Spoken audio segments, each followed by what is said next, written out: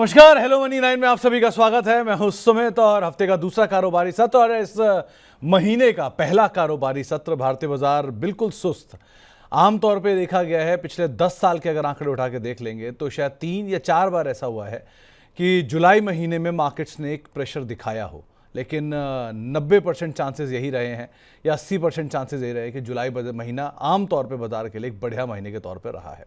इसी महीने की शुरुआत हुई है, लेकिन शुरुआत सुस्ती के साथ हुई है और भारतीय बाजार आज बिल्कुल सुस्त है। सेंसेक्स करीब 83 अंक ऊपर है, निफ्टी 20 अंक ऊपर है, निफ्टी बैंक 124 अंक ऊपर है, मिड कैप इंडेक्स 1/4% नीचे है, स्मॉल कैप इंडेक्स 1/4% नीचे है। एडवांस डिक्लाइन में 1200 शेयर तेजी में है और 1300 शेयर मंदी में है, यानी कि हर एक शेयर की तेजी के सामने करीब करीब एक शेयर जो कि मंदी में कामकाज कर रहा है। आज बढ़ने वाले सेक्टर्स में अगर ओवरऑल नजर डालिए तो PSU bank second day consecutive buying 1% की तेजी, निफ्टी बैंक खरीदारी में है, मेटल फ्लैट है, लेकिन मीडिया एफएमसीजी सेक्टर के अंदर थोड़ा सा प्रेशर देखने को मिल रहा है।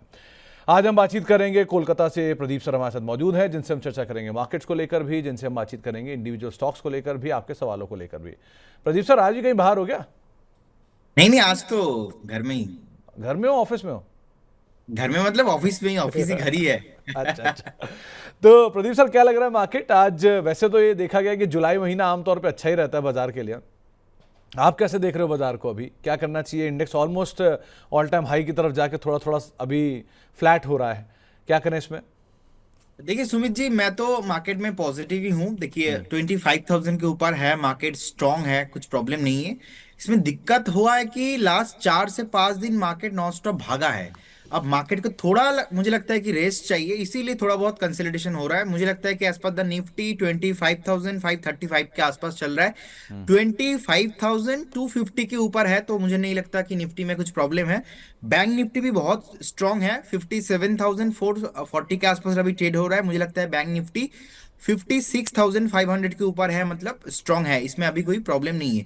56,500 के अगर नीचे जाता है उस केस में एक बार वीकनेस और भी हावी होते हम देखेंगे, लेकिन दोनों काउंटर में अभी पॉजिटिव ही है। और बाकी 2 दिन बहुत चला है, लास्ट 2 से 3 दिन, तो इसीलिए मुझे लगता है कि 1 2 3 थोड़ा बहुत रेंज बाउंड रह सकता है, जैसे कि 25,700 निफ्टी मैक्सिमम, और 25,500 के आसपास ही अभी चल रहा है। आज का भी डे लो देखेंगे 25,500 के आसपास ही था। सो मैं शॉर्ट टाइम 1 2 4 दिन के लिए थोड़ा मुझे लग रहा है कि एक बार रेंज बाउंड जा सकता है। हम्म बाकी मैं नेक्स्ट 15 20 दिन 2 महीने के लिए तो मैं पॉजिटिव ही देख रहा हूँ मार्केट को। बाकी मेरा स्ट्रैटेजी जैसे था पहले, अभी भी सेम टू सेम ही है कि एटलीस्ट 20% जो है, 20 30% आपके पास कैश रखिए। आप बाकी 70% जो है आपके अमाउंट इन्वेस्टेड रखिए। जैसा मार्केट आपको मौका देगा कि कोई भी डीप मिलता है, उस डीप में आप निवेश करते जाइए, क्वालिटी स्टॉक में निवेश कीजिए। बाकी मार्केट में तो सर अभी स्ट्रक्चर वाइज कुछ भी प्रॉब्लम मुझे नहीं दिखाई दे रहा है। एक चीज़ और प्रदीप सर, ये निफ्टी बैंक, इसको आप कैसे देख रहे हो कि पीएसयू बैंकिंग के दम पर खरीदारी तो आई है, सो अभी क्या किया जाए पीएसयू बैंक्स में या फिर निफ्टी बैंक में? देखिए मुझे लगता है कि पीएसयू में अभी बहुत पॉसिबिलिटीज है, क्योंकि बहुत टाइम से चला नहीं है। हम्म मुझे लगता है कि जितना पॉसिबिलिटीज हो रहा है उतना अभी चला नहीं है। आप इसमें दो काउंटर ही मुझे बहुत अच्छा लगता है। एक तो है कैनरा बैंक, सेकंड है इंडियन बैंक। हम्म दोनों बैंक मुझे लगता है कि इसमें अभी पॉसिबिलिटीज अभी बहुत बाकी है। आई थिंक इंडियन बैंक का रिकमेंडेशन भी मैंने मानी नाइन पे दिया था, उस टाइम पे 630 के आसपास प्राइस था। अभी उसके बाद हमने देखा 615 620 630 उसके आसपास ही घुमा है, चला नहीं है। तो मुझे लगता है कि नेक्स्ट 6 से 8 महीने का अगर आपके पास एक व्यू है तो पीएसयू में अभी रैली आना बाकी है, इसमें मैं पॉजिटिव हूँ। तो पीएसयू बैंकिंग बास्केट में थोड़ी सी रैली आना बाकी है। सो यहाँ पर ये ऑलरेडी बहुत अच्छी बाइंग, बहुत अच्छी वैल्यू भी है, तो आपको 2 3 नाम 2 3 विकल्प बताए हैं, आप उनको आधारवान से निवेश कर सकते सर एक स्टॉक में हैं। ब्रेकआउट आया है, नाम बता देता हूँ। कंपनी का जी। नाम है TBO, के short form, TBO Tek. TBO Tek. तो अभी 1441 के आसपास चल रहा है। मुझे लगता है कि करेंट जोन से आपको बाई करना चाहिए, जिस तरीके से कल भी ब्रेकआउट आया था। और उसके बाद हमने देखा कि यहाँ पे थोड़ा बहुत डिप भी मिला और सारा दिन वो जो डिप है पूरा रिकवर हो गया। So as per the my interpretation मुझे लगता है कि आपको यहाँ पे नेक्स्ट एटलीस्ट 2 से 3 हफ्ते का प्लान करना चाहिए।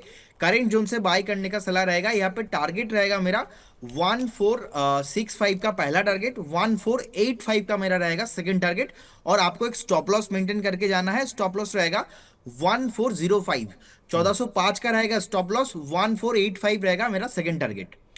1485 ये आपका दूसरा टारगेट रहेगा, लेकिन 1405 यस। का एक स्टॉप लेके आप लॉन्ग साइड पर टीबीओ टेक को देख सकते हैं। अभी अभी एक स्पाइक आया है, उस स्पाइक को आप प्ले आउट कर सकते हैं, ये प्रदीप सर का मानना है।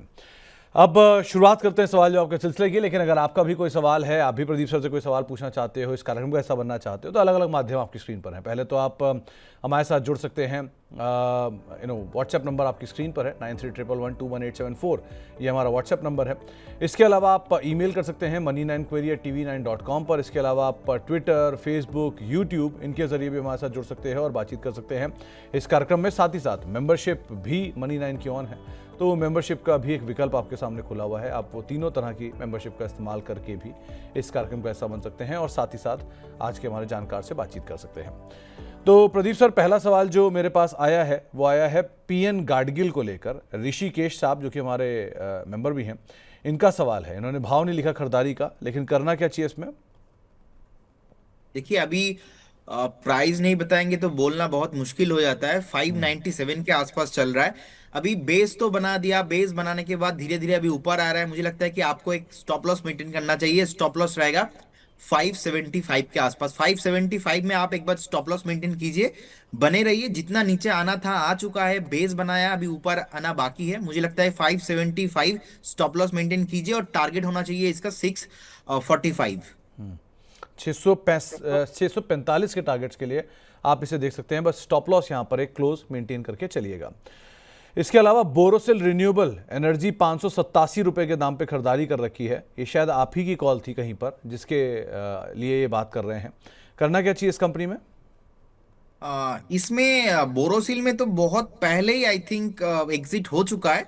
देखिए अभी जिस तरीके से इसका स्ट्रक्चर खराब हुआ है, मुझे लगता है कि ये स्ट्रक्चर सही होने में बहुत टाइम लग सकता है। अब एक स्टॉप लॉस अगर आपने नहीं कटा है अभी भी, तो एक स्टॉप लॉस मेंटेन कीजिए। स्टॉप लॉस रहेगा अभी के लिए 475 रहेगा फाइनल स्टॉप लॉस। क्योंकि स्टॉक का नेचर जो है ब्रेकआउट आता है, ब्रेकआउट आने के बाद फिर से कंसोलिडेशन, फिर से सपोर्ट और ब्रेकआउट, मतलब ठीक से सस्टेनेबल नहीं चलता है। तो इसीलिए अगर स्टॉक सस्टेनेबल नहीं चलता है तो आपको भी ध्यान रखना चाहिए कि स्टॉप लॉस का अभी 495 के आसपास चल रहा है। 475 का स्टॉप लॉस मेंटेन कीजिए, बने रहिए। अगर 475 कभी भी ब्रेक होता है तो उस केस में आपको फाइनल एग्जिट लेना है और फ्रेश बाय इस काउंटर पे अभी नहीं करना, क्योंकि चार्ट स्ट्रक्चर जिस तरीके से खराब हुआ है आपको बहुत पहले इससे एग्जिट करना चाहिए था। तो आपको सर जब भी कोई कॉल बताई जाती है प्रदीप जी की तरफ से या फिर किसी तकनीकी जानकार की तरफ से, तो 100% वो आपको एक स्टॉप लॉस देते हैं। वो स्टॉप लॉस को आपको स्ट्रिक्टली फॉलो करना होगा कि अगर आप ट्रेडर हैं तो वो स्टॉप लॉस आपके लिए आपका साथी है, और अगर आप इन्वेस्टर हैं तो फंडामेंटल आपके साथी हैं। सो आपको उस हिसाब से स्टॉक को देखना है और उसके हिसाब से आपको रणनीति बनानी होगी। ये टीबीओ टेक कुछ देर पहले आपको ज़रूर प्रदीप सर ने बताई है, 1465 1485 इसके टारगेट्स रहेंगे। लेकिन अगेन यहाँ पर भी स्ट्रिक्ट स्टॉप लॉस आपका 1405 ही रहेगा। तो अगर किसी सूरत में वो नीचे आ जाता है, 1405 का स्टॉप लॉस ट्रिगर हो जाता है, तो आप एक पोजीशन से एग्जिट है। सो ये बहुत साफ नियम होते हैं ट्रेडिंग के, अगर आप ट्रेडिंग करने जा रहे हैं तो। आगे बढ़ते हैं। एक दीपक गुप्ता जी का सवाल आया है बिहार बक्सर से। इनके पास टाटा एलेक्सी के शेयर हैं, करीब करीब 5400 रुपये के दाम पे इन्होंने खरीदारी कर रखी है। एक साल इस पर होल्ड कर सकते हैं, इन्हें करना क्या चाहिए? देखिए मुझे लगता है कि अगर आपका एक साल व्यू है तो एक बार आप बने रहिए, क्योंकि जिस तरीके से स्टॉक ने नीचे आया उसके बाद अभी बॉटम भी बनाया, अभी ऊपर आ रहा है। इस बीच क्या हुआ, लास्ट 2-3 हफ्ते से चला तो थोड़ा बहुत अभी इसलिए नीचे आ रहा है। मुझे लगता है कि आईटी में पोटेंशियल है और एक बार आप बने रहिए विथ, क्योंकि एक साल का अगर आपका व्यू है तो थोड़ा आपका स्टॉप लॉस भी लंबा होने वाला है। स्टॉप लॉस रहेगा आपका 5550 के आसपास। आप स्टॉप लॉस मेंटेन कीजिए, अब बने रहिए। आपका टारगेट भी यहाँ पे थोड़ा लंबा होगा, टारगेट यहाँ पे आना चाहिए। पहला टारगेट 6800, 6800 के ऊपर अगर सस्टेन होता है उस केस में आप नेक्स्ट जो टारगेट वो रहेगा मेरा 7450 के आसपास। तो आप बने रहिए। आईटी में वैसे भी बहुत कुछ है नहीं खोने को, और अगले हफ्ते से अर्निंग शुरू भी होने वाली सेक्टर की। सो अब देखते हैं अर्निंग्स कैसे आते हैं, उसके ऊपर बहुत कुछ हद तक चीज़ें डिपेंड करेंगी, लेकिन आपको लेवल ज़रूर बताए गए हैं। ललित जी का एक सवाल आया है और इंटरेस्टिंग सवाल है, सुनिएगा ये प्रदीप सर। इनका कहना है कि रिलायंस हाई बना गया, अदानी टोटल एनर्जी को क्या हो गया, वो क्यों नहीं हाई बना रहा? पहले तो आप मुझे समझाइए कि अगर रिलायंस का शेयर चलता है तो क्या अदानी का शेयर चलना ज़रूरी था? क्या चलना है? कोरिलेशन है क्या इन दोनों में? देखिए दोनों वी नो दोनों मल्टी बिलियनियर है, लेकिन इसके साथ उसका तो कोई रिलेशंस तो मैं समझ नहीं पाता हूँ। बाकी देखिए, रिलायंस का चार्ट बहुत ही स्ट्रांग है, एंड मुझे लगता है कि इसमें और भी ज्यादा अपसाइड पोटेंशियल है। अगर आप नेक्स्ट 3 से 4 महीने का एक व्यू भी लेते हो, मुझे लगता है कि एक बार 1595 एंड 1620-30 भी आने का पॉसिबिलिटीज है। और एटीजीएल देखिए, अदानी टोटल गैस, मुझे लगता है कि अभी नहीं चलने वाला, लेकिन अदानी इंटर अदानी ग्रुप को लेके मैं पॉजिटिव हूँ। अदानी थीमेटिक एक बेसिकली, जैसे कि म्यूचुअल फंड में थीमेटिक सेक्टर होता है, वैसे ही अदानी टोटल इसमें हाई बीटा है, चलेगा तो नॉन स्टॉप इंटर ग्रुप चलता है। तो अभी फिलहाल चार्ट में ऐसा कोई ब्रेकआउट नहीं है, कंसोलिडेशन कर रहा है एटीजीएल। और एक टाइम करेक्शंस चाहिए, और हो सकता है कि और 1-2 महीना यहाँ पे ही टाइम स्पेंड करे, लेकिन जिस दिन चलेगा स्टॉक, वो 10% 20% वाला गेम होगा अदानी के लिए, एंटर ग्रुप के लिए। तो मुझे लगता है कि एक बार आपको यहाँ पे 695 जैसे ही ब्रेक करेगा, उसके ऊपर ही यहाँ पे आपको 750 780 आते हुए दिखेंगे। तो मैं पॉजिटिव हूँ, लेकिन आपको एटीजीएल में इमीडिएटली लेवल और सस्टेनेबल रिटर्न, और आप थोड़ा रात को शांति से सोएंगे उसके बाद आपको देखेंगे कि रिटर्न आएगा, ऐसा नहीं होने वाला। अदानी मीन्स वॉलेटिलिटी, पहले भी था, अभी भी है, बाद में भी रहेगा ऐसा। तो रिलायंस और अदानी दोनों के बीच में पहली चीज़ तो कोई रिलेशनशिप नहीं है, ठीक है। अगर अदानी के शेयर अपनी जगह चलते हैं, रिलायंस के शेयर अपनी जगह चलते हैं, और सबके चलने की वजह इनके पीछे की प्रॉफिटेबिलिटी होती है। सो उन चीज़ों को भी आप ज़रा एक बार देख लीजिए, पढ़ लीजिए, उसके हिसाब से कॉल लीजिएगा। एक सवाल आया है एलटी फूड्स को लेकर, 483 रुपये के दाम पर 100 शेयर हैं। करना क्या चाहिए इसमें सर? ये राइस वैसे भी न्यूज़ ड्रिवन रहता है, वॉलेटिलिटी ड्रिवन रहता है, क्या करें इसमें? देखिए, मुझे लगता है कि एलटी फूड का जो बिजनेस है, और फूड सेगमेंट अभी उतना चला नहीं, और कमिंग फ्यूचर में भी बहुत चलने वाला है। इनफैक्ट इनका लिक्विडिटी भी बहुत बढ़िया है, इनफैक्ट प्रॉफिट ग्रोथ थोड़ा बहुत डिक्रीज हुआ है लास्ट क्वार्टर में, और इसलिए कुछ टाइम स्टॉक परफॉर्म नहीं किया। लेकिन जिस तरीके से स्ट्रक्चर बिल्ड हुआ है, मुझे लगता है कि अभी चलना बाकी है।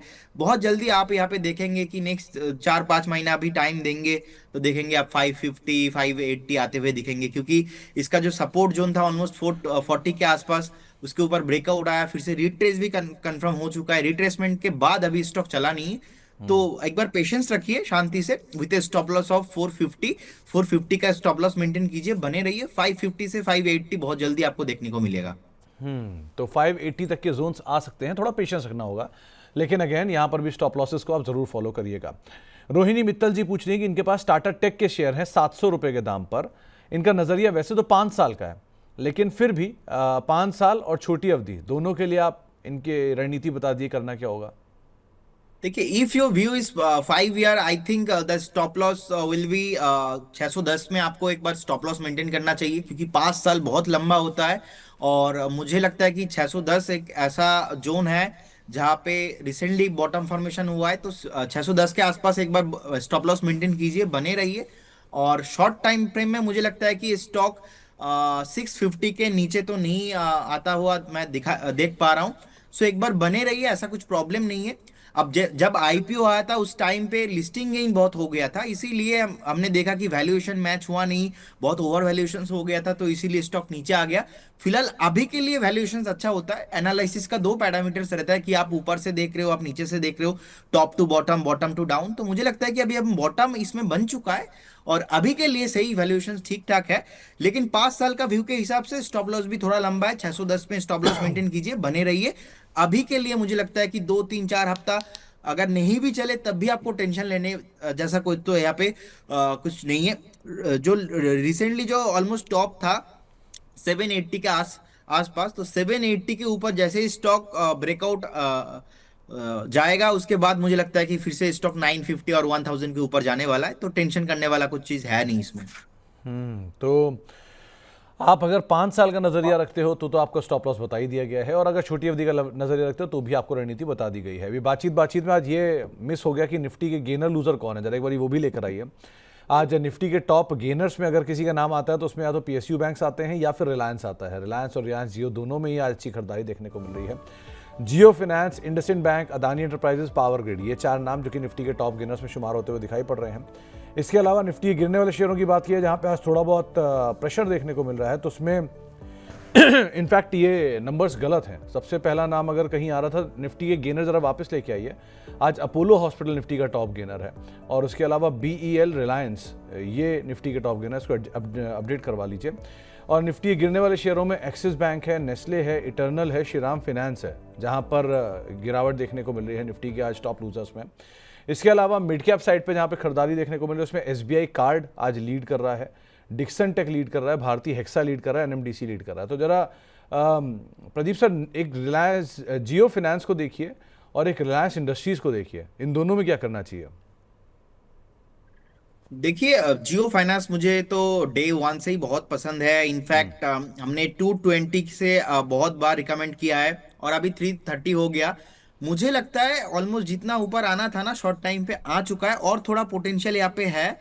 345 350 के आसपास एक टॉप बना सकता है, क्योंकि जिस तरीके से अभी बहुत सारे लोगों का ऐसा मानना है कि जो रिलायंस का रिसेंट जो ब्लैक रॉक के साथ जो deal announcement and broking licence का जो अनाउंसमेंट हो रहा है, इसीलिए रिलायंस ऊपर आ रहा है। लेकिन आई बिलीव कि ये ना मार्केट पहले से डिस्काउंट कर दिया है, तो इसीलिए मैं यहाँ पे फ्रेश बाई का रिकमेंडेशंस अभी तो नहीं दूंगा, क्योंकि आई बिलीव कि एक बार अगर डीप मिलता है तो उस डीप में आप बाई कीजिए। बहुत चल चुका है स्टॉक, अभी भी जिस तरीके से स्ट्रक्चर बिल्ड हुआ है मुझे लगता है अभी भी चलने वाला है।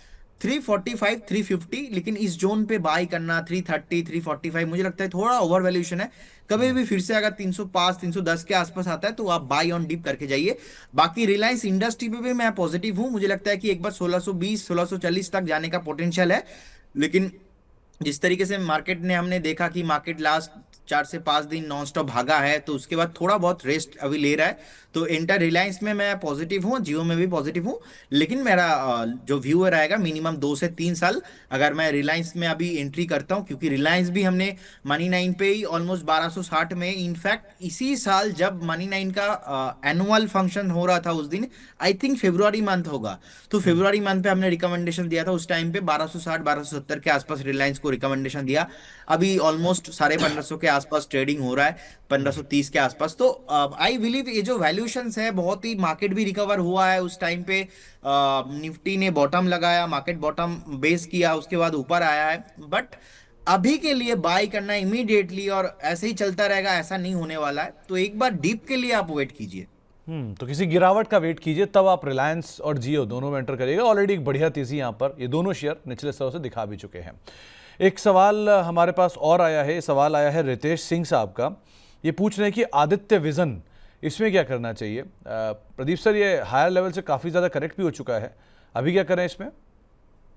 आदित्य आदित्य विजन, ये कंपनी रांची देखिए, इसका झारखंड। चार्ट स्ट्रक्चर बहुत अभी खराब ही है। ये अभी हायर टाइम फ्रेम से बहुत नीचे आ चुका है। इनफैक्ट ट्रेड तो हो रहा था ऑलमोस्ट 530 के आसपास भी गया था, तो उससे नीचे आते आते नीचे ही आ रहा है। लेकिन इसका बॉटम फॉर्मेशन अभी लोअर टाइम फ्रेम में नहीं हुआ है, सो ये कंफर्म नहीं है कि अभी 369 के आसपास है, और भी नीचे आने का पॉसिबिलिटीज बहुत ज्यादा हो रहा है। तो मुझे लगता है कि एक बार फिर से 320 300 का लेवल भी टेस्ट हो सकता है, और इसीलिए मैं एक बार करंट जोन से अवॉइड करूंगा। लास्ट 6 महीने में भी ऑलमोस्ट 30% नेगेटिव रिटर्न दिया है। इनफैक्ट आप देखेंगे नियर अबाउट जो सेल्स ग्रोथ है 29% के आसपास है, तो सेल्स ग्रोथ सब कुछ पॉजिटिव है। लेकिन जो प्राइस एक्शन है, प्राइस एक्शन सपोर्ट नहीं कर रहा है। एंड इसीलिए मैं एक बार अवॉइड करूंगा, क्योंकि जो 50 मूविंग एवरेज है वो भी 402 के आसपास है। तो एटलीस्ट 50 मूविंग एवरेज के ऊपर 1-2 हफ्ता सस्टेन करना चाहिए, उसके बाद मैं यहाँ पे कंफर्म हो पाऊंगा जे एटलीस्ट ना बॉटम कन्फर्मेशन हुआ है। लेकिन अभी बॉटम कन्फर्मेशन नहीं हुआ है, इसलिए एक बार अवॉइड करने का सलाह रहेगा। तो अभी बॉटम फॉर्मेशन नहीं है, इसलिए अवॉइड करने की सलाह आपको प्रदीप सर दे रहे हैं। जैसे जैसे आपको आगे इसमें अपडेट आते रहेंगे, वैसे वैसे आप यहाँ पे कामकाज कर सकते हैं।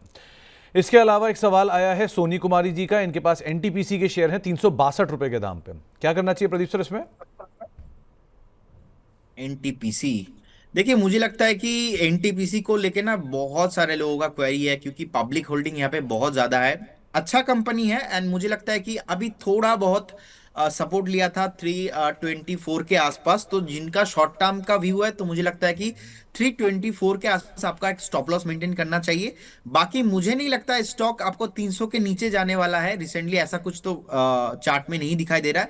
जिनके पास है बने रहिए। इनफैक्ट एवरेज करने का बहुत ही एक अच्छा लेवल है अभी 330 के आसपास। आप चाहो तो एवरेज भी करके जा सकते हो, लेकिन मेक श्योर आपका व्यू मिनिमम होना चाहिए एटलीस्ट 3 to 4 मंथ्स, तभी जाके आप इसमें कुछ और हायर प्राइस आते हुए दिखेंगे। और ऐसा ब्रेकआउट नहीं है तो 1-2 हफ्ता में चल जाएगा, ऐसा कुछ इसमें नहीं होने वाला। तो मेक श्योर 4 to 5 मंथ्स का एक पेशेंस यहाँ पे होना चाहिए। और अगर आपका शॉर्ट टर्म आप ट्रेडर हो, 324 आपका स्टॉप लॉस, और अगर आप इन्वेस्टमेंट एक व्यू से यहाँ पे निवेश किए थे तो मुझे लगता है कि आपको एक बार 305 का एक स्टॉप लॉस होना चाहिए। आई डोंट थिंक ये 300 के नीचे जाएगा। 300 के नीचे जाएगा ये अभी के लिए थोड़ा कहना मुश्किल है। एक और इंटरेस्टिंग सवाल आया है कि जो जियो फाइनेंस है कब तक डबल हो सकता है। मतलब लोग ये चीज़ को रियलाइज शायद नहीं कर पा रहे हैं कि 667 करोड़ की इक्विटी पीछे खड़ी रिलायंस की।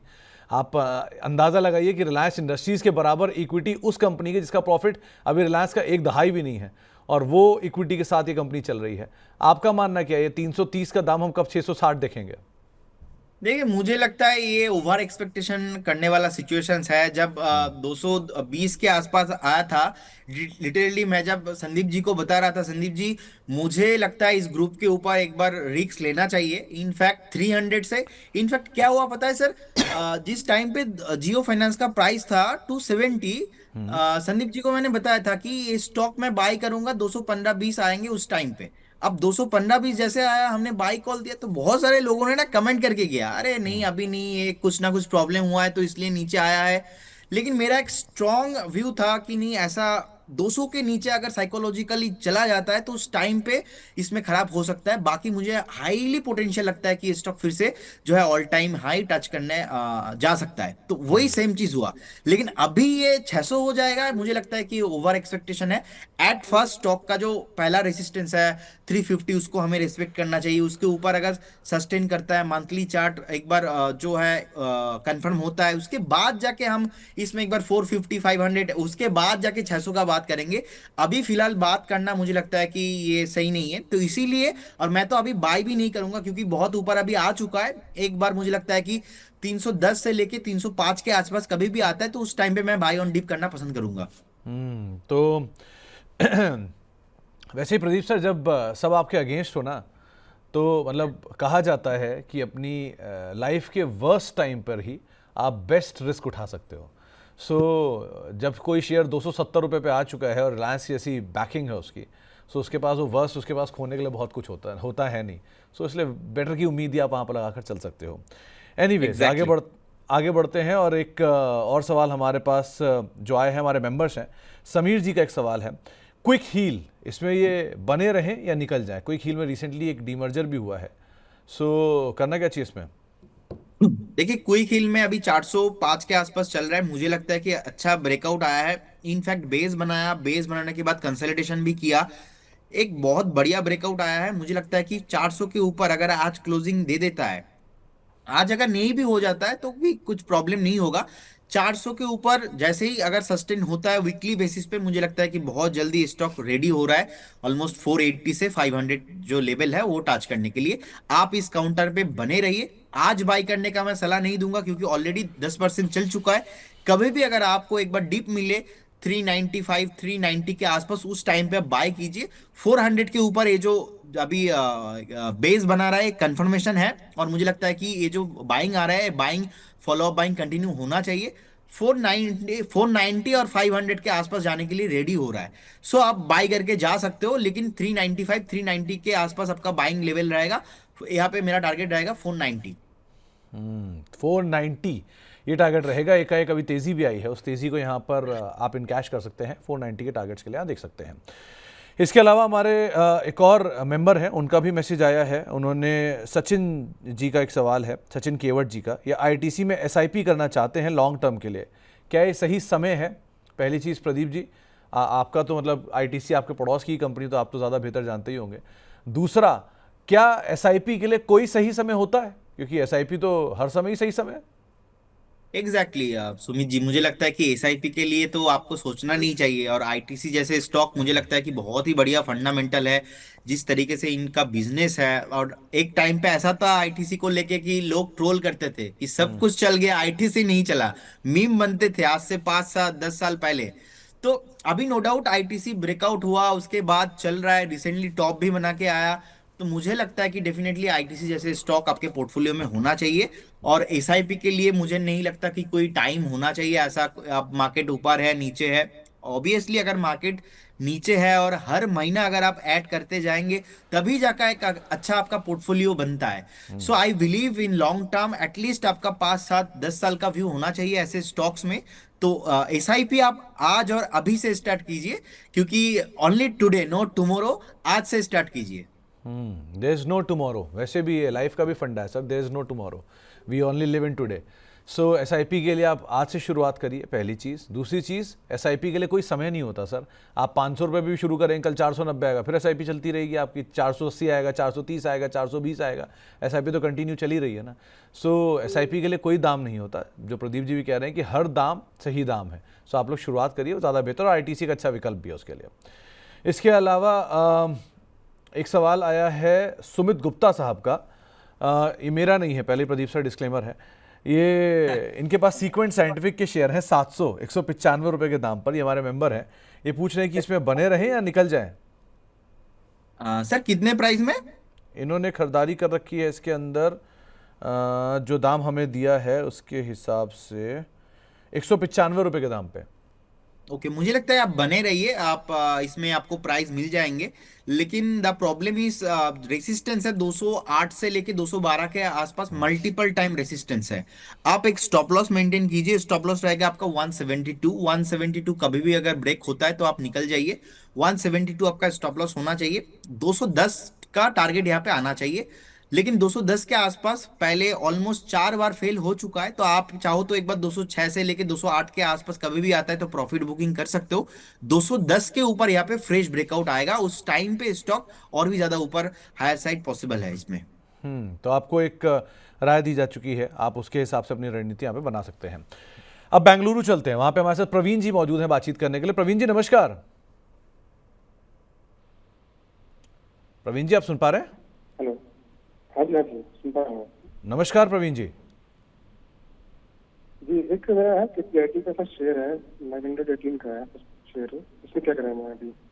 आपकी आवाज़ बहुत धीरे आ रही है। पहले तो प्रवीण जी, आपका सवाल है कि आपके पास केपीआईटी के 26 शेयर हैं 918 रुपए के दाम पे, राइट? राइट। तो लॉन्ग टर्म के लिए क्या कर सकता हूँ सर इसमें?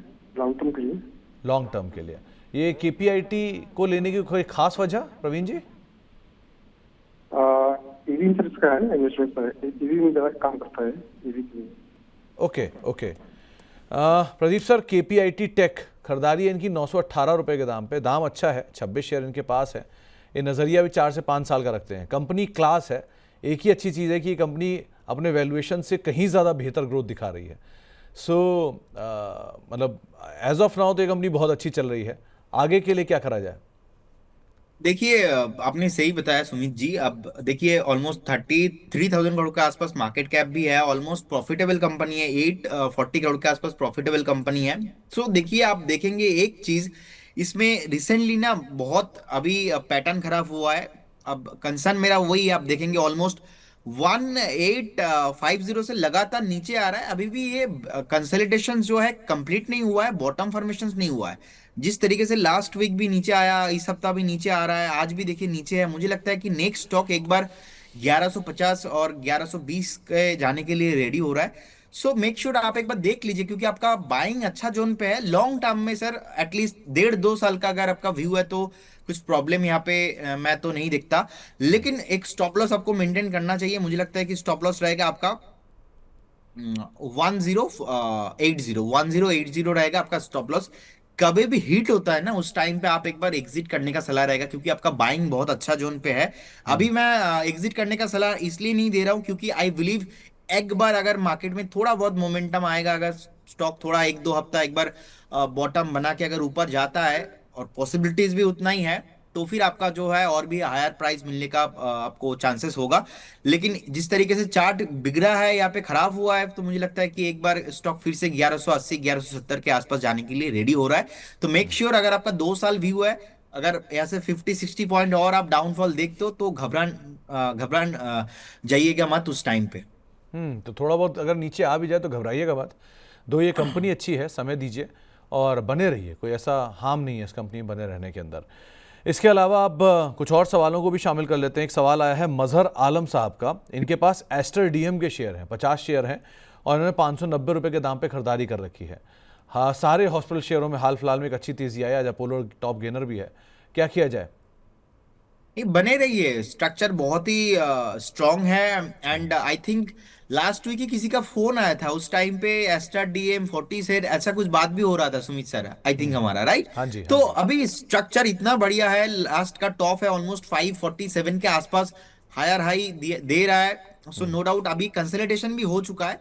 बने रहिए, 586 चल रहा है, मुझे लगता है कि 600 के ऊपर इसके अंदर आग लगने वाला है। नेक्स्ट 750 800 टारगेट नेक्स्ट 6 से 8 महीने में आने वाला है, बने रहिए। आग लगने वाला है मतलब?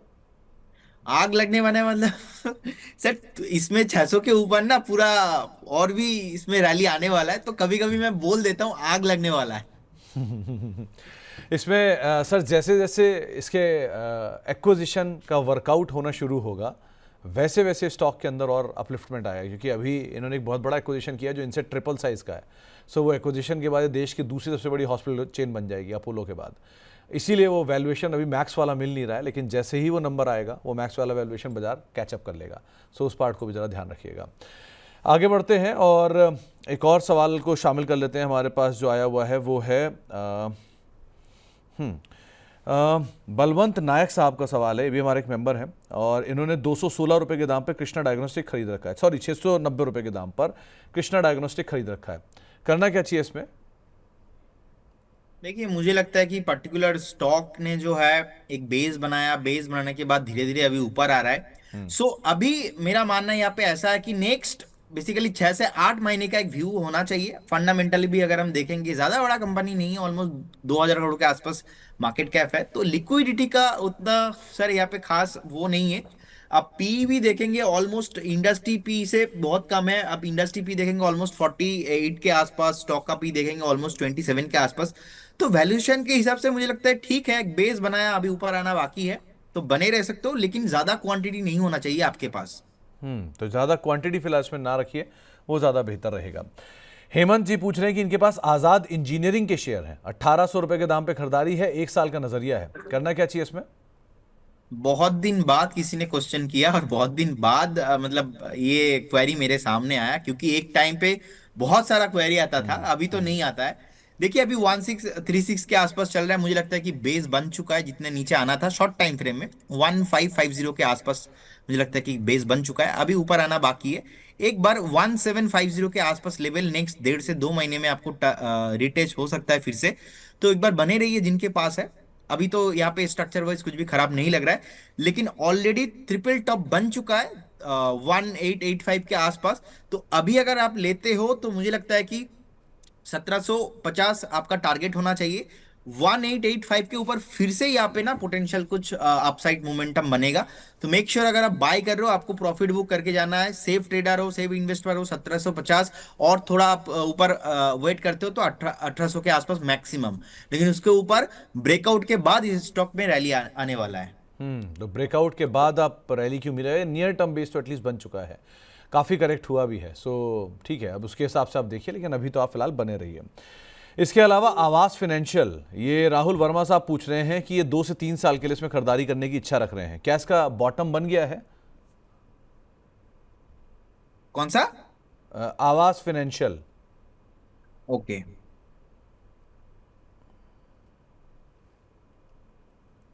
यस। बेसिकली देखिए, मुझे लगता है कि बेस बन चुका है अच्छा सा, और लास्ट अभी थोड़ा देखिए प्रेशर में है काउंटर।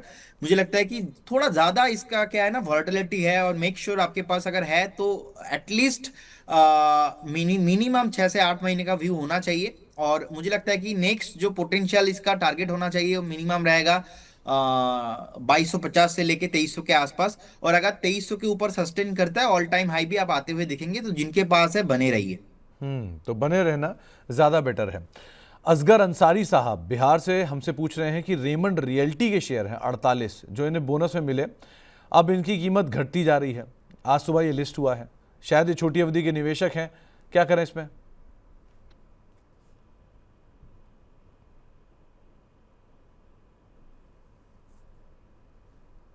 देखिए अभी 950 के आसपास चल रहा है, राइट? हम्म आज ही लिस्ट हुआ है, हाँ। सर ये लिस्ट न्यू लिस्टिंग वाला कंपनी में ना मेरा एक स्ट्रैटेजी चलता है, वो है IPO high strategy, IPO day high strategy.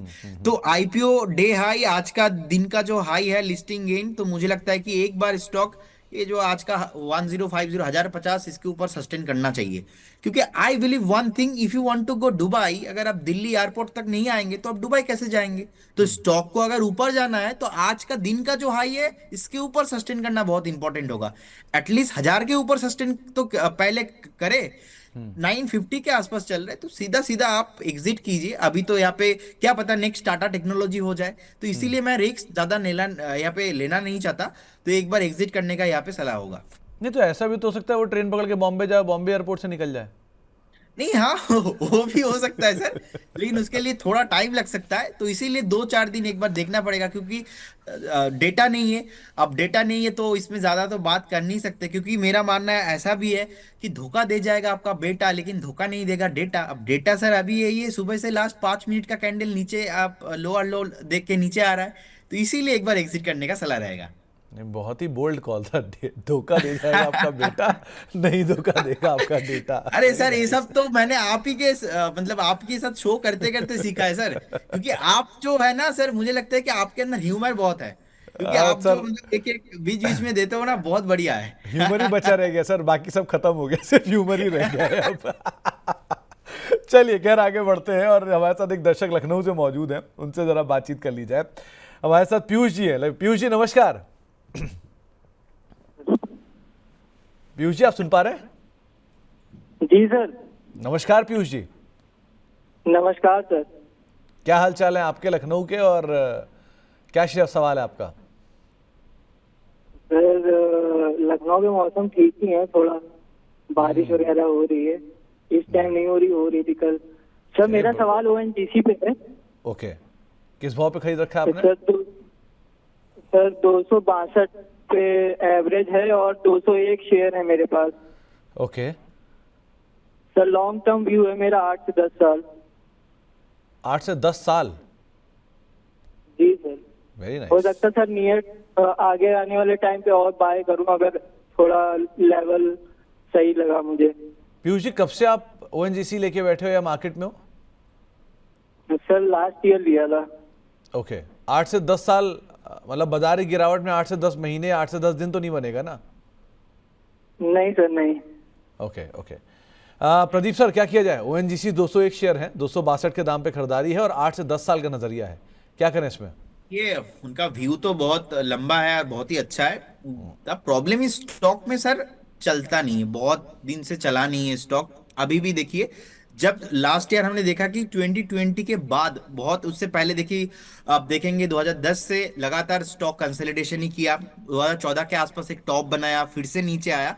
2020 के बाद हमने देखा कि लास्ट नेक्स्ट 21 22 23 24 स्टॉक भागा है बहुत, तो उसके बाद से ना टॉप बना के फिर से नीचे आ गया। तो इसीलिए ना अभी मुझे लगता है कि ये जो अभी कंसोलिडेशन में है ना, ये और 2 4 6 महीना 8 महीना चल सकता है। फिलहाल एक स्टॉप लॉस मेंटेन कीजिए। अगर आपका 10 साल का व्यू है तो मुझे लगता है कि 195 का एक स्टॉप लॉस आपके पास होना चाहिए। 195 का एक स्टॉप लॉस मेंटेन कीजिए, बने रहिए। 10 साल का व्यू है तो कुछ प्रॉब्लम है ही नहीं। मुझे लगता है कि ऑल टाइम भी हाई आ जाएंगे और मल्टीबैगर भी होने का पॉसिबिलिटीज है, लेकिन बहुत स्लो है वो। आपका पेशेंस के साथ मैच होना चाहिए। कभी कभी मेडिटेशन भी करना पड़ सकता है, तो उसके लिए भी प्रिपरेशन रखिए। मेडिटेशन कौन शेयर करेगा या शेयर का ओनर करेगा? इन्वेस्टर करेंगे। नहीं नहीं सर, अभी होता क्या है, जब बाजार तेजी में होता है तो व्यू 8 से 10 साल होता है, लेकिन बाजार मंदी में चला जाए और ऐसी सिचुएशन में आ जाए कि शेयर चले ना। एग्जाम्पल HUL पिछले 3 साल से नहीं चला, 4 साल से नहीं चला, उसमें किसी का व्यू नहीं बनेगा 5 साल 8 साल का। क्योंकि वो शेयर वहीं का वहीं खड़ा है। लेकिन कोई शेयर जो रोज़ रोज़ चल रहा हो उसमें सबको लगता है मैं 10 साल तक के लिए बना रह सकता हूँ, कोई दिक्कत नहीं है। सो ये भाव से भावना बदल जाती है, जैसी भाव बदलेगा वैसी भावना बदल जाती है। सो ये तो एक नॉर्मल कोर्स ऑफ एक्शन है मार्केट का।